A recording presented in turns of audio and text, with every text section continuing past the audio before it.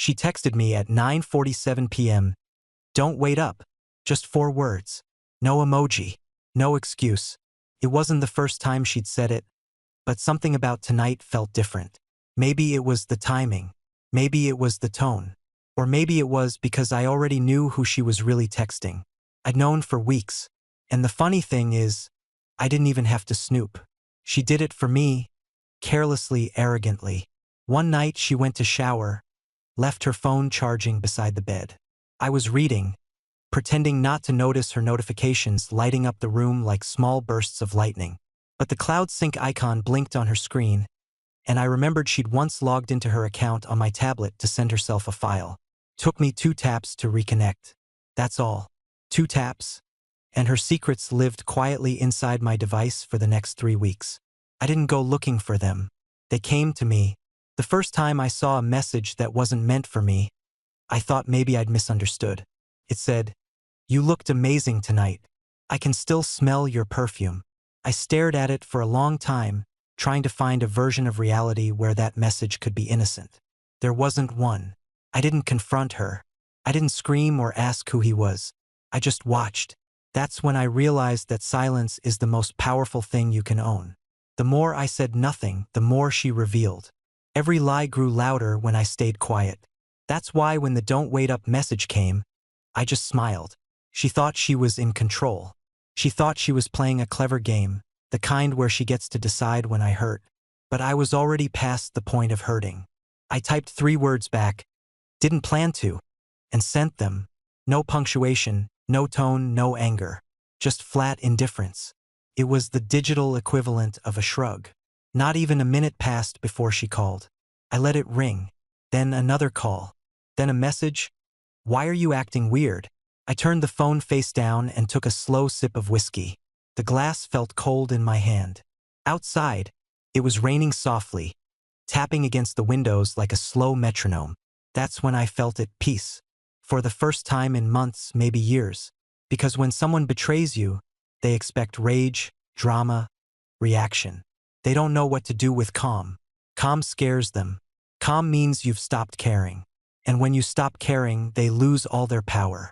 So I sat there, watching the reflection of the phone's screen dance across the bottle, and thought, maybe this is what freedom feels like. I didn't know what I was going to do yet, but I knew this was the beginning of the end. Not with noise, but with quiet. That's how the truth always wins. If you're still here, hit subscribe and stay with me. Because sometimes the calmest moments hide the loudest storms, and mine was just about to begin. The rain had already turned into a steady rhythm by the time I turned off the lights. The apartment felt unusually still, like even the walls were waiting for something to happen. I left my phone face down on the table, its screen occasionally lighting up in the dark every time she called. I didn't answer. I wanted her to sit with her own imagination for a while. I knew exactly what was running through her mind, that maybe I'd found someone else, that maybe I was out too, that maybe the balance she'd built by keeping me unsure had just collapsed. Guilt is a funny thing. It only hurts when it loses control. I sat there for a long time, listening to the sound of water dripping from the roof, the city humming quietly outside, and the faint echo of her ringtone that I refused to acknowledge.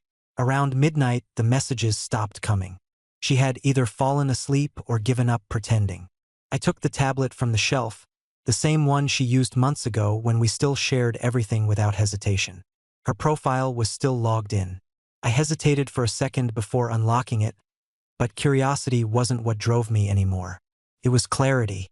I scrolled through her recent chats and there it was, at the top, his name. I'd seen it before, hidden among dozens of others, masked under the label work. But work doesn't send you hearts at 2 in the morning. Work doesn't write, "I can't wait to finally have you to myself." The message was right there, glowing on the screen, sent only minutes after she'd texted me, "Don't wait up." My chest tightened, but not from pain. It was a strange kind of relief, like finally reaching the surface after holding your breath for too long. It wasn't a question anymore. It was proof. I read the rest, slowly, without emotion. Plans, jokes, lies crafted between lovers who believed they were untouchable. I could almost hear her laugh while typing them, that same laugh she used to give me when things were still real. I wasn't angry. I wasn't even sad, just detached, like reading a stranger's story that accidentally borrowed my name. I thought about replying to him, sending something that would end it all right there, but then I realized there's more power in letting people destroy themselves. So I did something simpler. I took screenshots of their entire conversation and forwarded it to her own number. No message, no caption. Just the thread of her own words, raw and undeniable. Then I turned off the tablet and placed it beside the phone. I lay down, staring at the ceiling, my heartbeat finally slow and steady. There's a moment, right before sleep, where everything becomes crystal clear. You see what's left and what's already gone. I saw both. I remembered the woman I married. Warm, kind, always laughing. And I remembered the woman who came home lately smelling like perfume that wasn't hers. I wondered when exactly one turned into the other. Maybe it doesn't happen all at once. Maybe betrayal is just a series of small steps. Forgotten calls, late replies, lingering glances, until one day, you wake up beside someone you don't recognize anymore. Around 3 in the morning, I heard the front door unlock. Quietly, she was trying not to wake me. I closed my eyes, breathing evenly, pretending to sleep. Her steps were soft, cautious. She placed her bag down, slipped off her shoes, and tiptoed past the couch. The air filled with her perfume, the same scent I'd read about hours ago. She paused for a moment near the table, maybe checking if I was awake, maybe wondering why my phone wasn't where I usually left it. Then she disappeared into the bathroom. The water started running. I stayed still, letting her finish her little act. When she finally crawled into bed, she whispered, "You're asleep, right?" I didn't answer. Her hand rested on my shoulder, testing for warmth. I stayed silent. I could feel her heart racing. She thought she'd gotten away with it again. The truth was already waiting for her in the morning, sitting quietly inside her own phone. I closed my eyes, listening to her breathing slow beside me, and thought, let her sleep. Tomorrow will do what I no longer need to. The morning light crept in slowly, filtering through the blinds in pale stripes across the floor. I woke up before her, like I always did. For a few moments, I just lay there, staring at the ceiling, feeling that strange quiet before the storm. The air in the room was heavy with the kind of silence that knows too much. She stirred beside me, shifting slightly, her hair spilling over the pillow, unaware of what waited on her phone. I turned my head just enough to see her face, peaceful, almost innocent. If someone had walked in at that moment, they'd think we were a normal couple who had simply overslept. They wouldn't see the cracks running through everything we'd built. I slipped out of bed without a sound, made coffee, and sat by the kitchen window. The tablet was still on the table where I'd left it. I didn't touch it. I didn't need to. The job was already done. The forwarded messages would have synced to her device automatically while she slept. Every word she had sent him, every secret, every plan for a life where I didn't exist, now rested in her own inbox, under her own name. I wondered how she'd react. Would she panic? Would she deny? Would she finally understand the kind of damage that doesn't make noise? The kind that sits in silence and eats through the walls. I wasn't sure I cared anymore. Around 7:30, I heard her phone buzz. Once, twice, then a long pause, another vibration, and then nothing, just quiet. A long, heavy, endless quiet. I didn't need to look to know what she was seeing. I imagined the screen lighting up with her own words, the time-stamped confessions, the emojis that used to mean something between lovers. I pictured the color draining from her face as realization set in, that the lie she thought she controlled had turned back toward her like a mirror. I took a sip of my coffee and waited. After a few minutes, I heard the sheets move, then footsteps, hesitant, uneven. She appeared at the doorway, still wearing the oversized shirt she'd slept in, holding her phone like it was something dangerous. Her voice was small. Did you see this?" she asked. I didn't answer. She walked closer, the phone trembling slightly in her hand. "It says the messages were forwarded," she whispered. "From my number." I kept my eyes on the window. The city outside was already awake. Cars moving, people living their lives, unaware that inside this small apartment, Everything was quietly falling apart. "Why would you do that?" she asked finally, her voice breaking.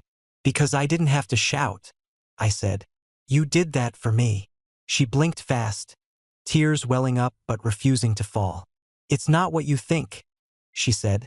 "The old cliché that cheaters cling to when there's nothing left to defend." "Then tell me what it is," I said calmly. "Explain the part where he says he can't wait to have you to himself. Or the part where you tell him you wish I'd stop asking questions." Her face crumpled, but she didn't speak. For once, she had no script. The truth had stripped her of all cleverness. "You went through my messages," she said quietly, trying to reclaim the high ground. I laughed, just once. It wasn't a joyful sound. "No," I said. "Your messages came to me. You brought them into this house." I pointed at the tablet. "Cloud sync, remember? You logged in months ago. You gave me the truth without even knowing it." She stood frozen, her lips parted, as if trying to decide whether to defend herself or collapse. I could see the gears turning, the urge to manipulate, to shift blame, to cry just enough to soften me. But I was past that. "You could have just asked me," she whispered finally. "I would have told you everything. You had every night to tell me," I said. "You had every chance when I asked where you were, and you said, just with friends. You chose silence then. Now it's my turn." I walked past her toward the bedroom. Behind me, I heard her breathing quicken, the sound of her swallowing words she couldn't form. She followed me halfway, then stopped. "Are you leaving?" she asked. I turned, looked at her. The woman I used to know, now small and shaking in her own home. "No," I said. "You are. Just not yet. You'll leave when you realize there's nothing left to fix." She started crying then, the kind of crying that sounds rehearsed, a desperate plea for things to go back to the way they were. But the thing about betrayal is that it doesn't rewind. It only replays, and she was just starting to hear it for the first time. I left her there in the doorway, the morning light cutting across her face like a line between two worlds, the one she thought she controlled and the one she'd just lost. I spent most of that morning packing. Not in a rush, not angrily, just methodically, one drawer at a time. The sound of zippers and folding fabric filled the silence that had settled between us. She didn't try to stop me. Maybe she knew it was pointless. Maybe she thought I was bluffing.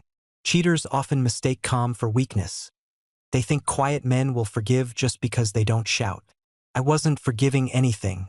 I was just done. She hovered around the kitchen like a ghost, pretending to tidy up, stealing glances at me when she thought I wasn't looking. Her eyes were red, but her face was dry. She hadn't really cried yet. Not the kind of crying that comes from loss, only the kind that comes from fear of exposure. At one point, she finally spoke. "So that's it?" she asked, her voice trembling. "You're just walking away?" I paused, holding a shirt in my hands.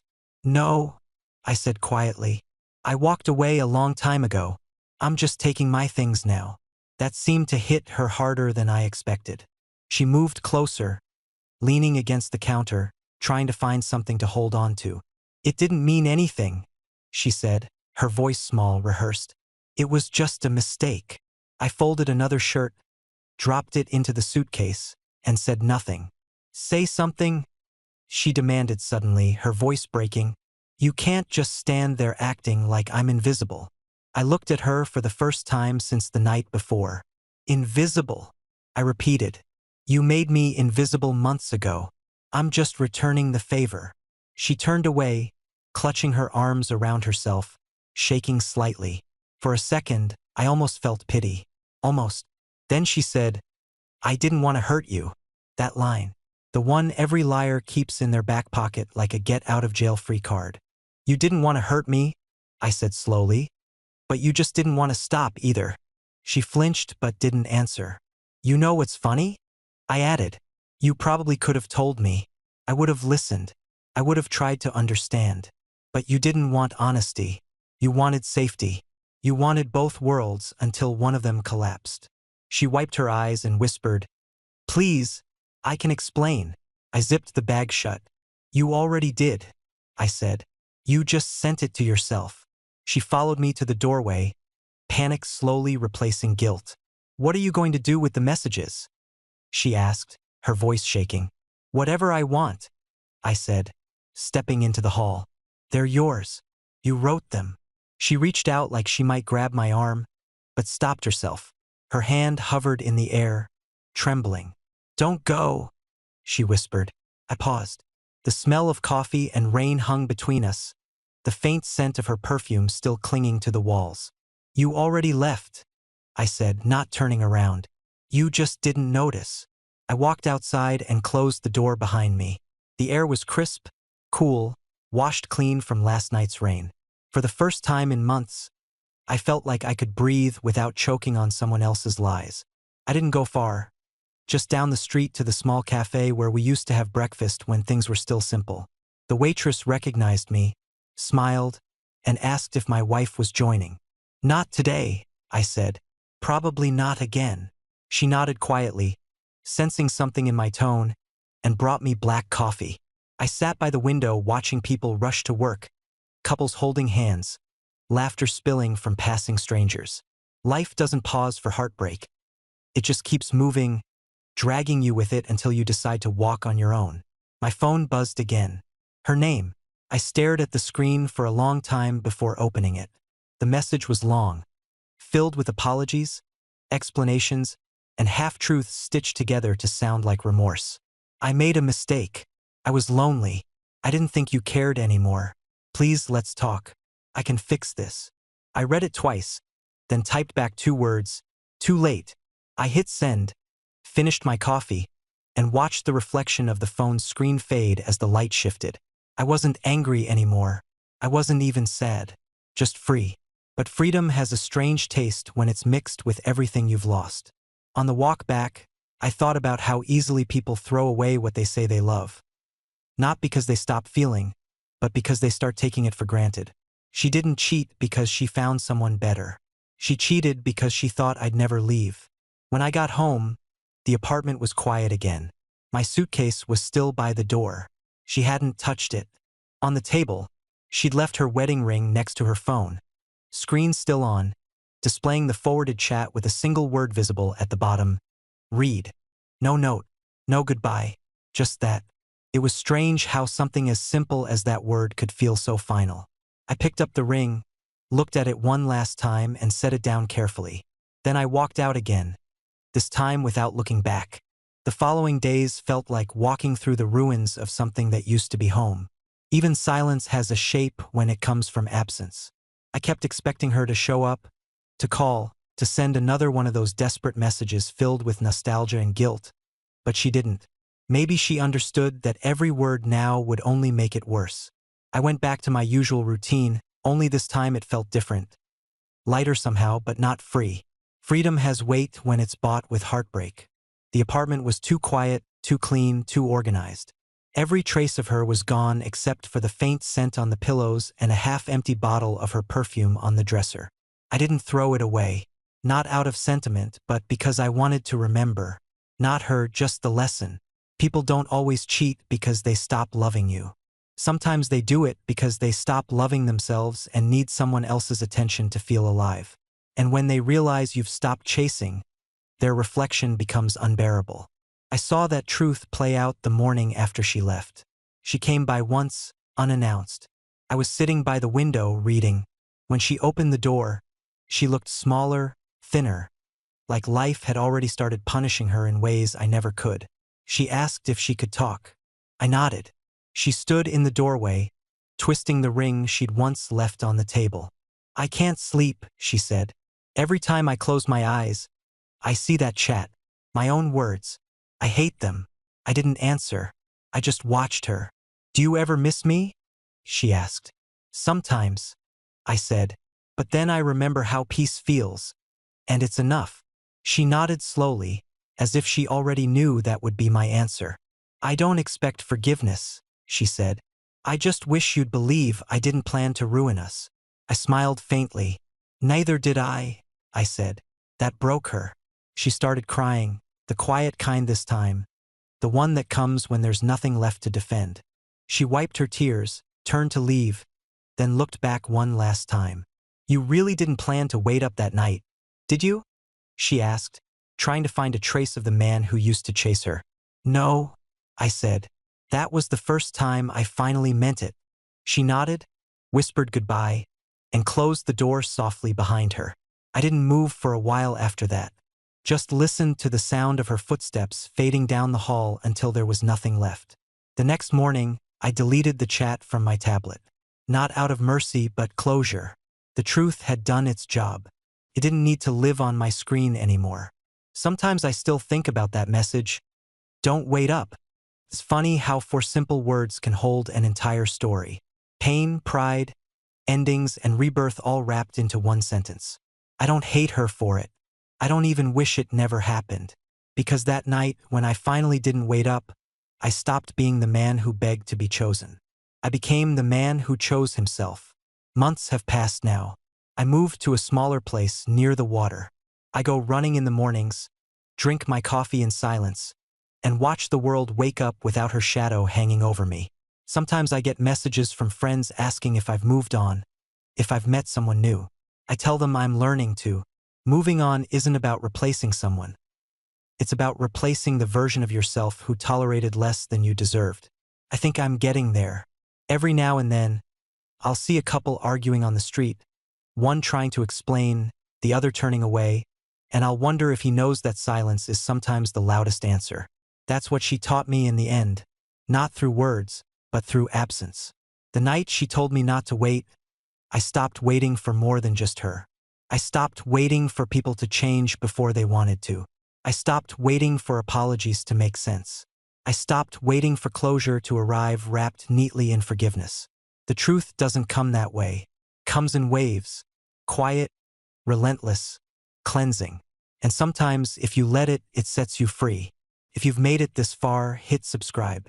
Because stories like this aren't just about betrayal, they're about waking up. About learning that when someone tells you not to wait, maybe the best thing you can do is finally listen.